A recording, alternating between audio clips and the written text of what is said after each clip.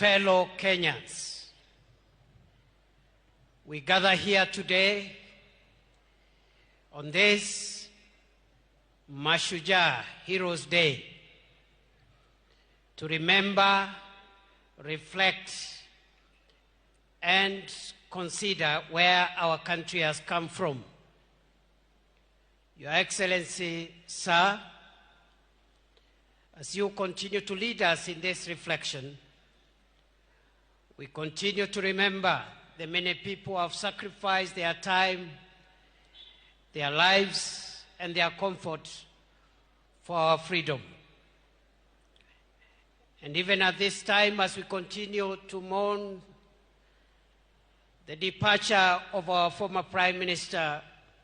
one of the greatest Kenyans to ever walk on our soil, we remember many more, those who have gone before us for selflessly protecting our sovereignty, defending our dignity,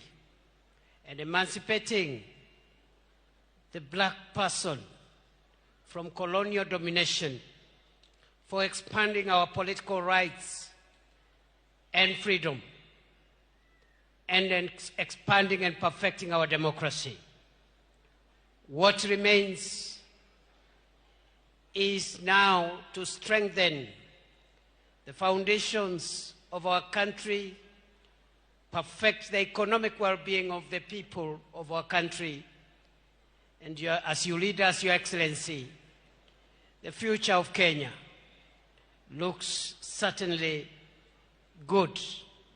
because of the labor that those who came before us have put, and because of the labor that you continue to put, Your Excellency, and putting us together even as we take the vision of our forefathers forward.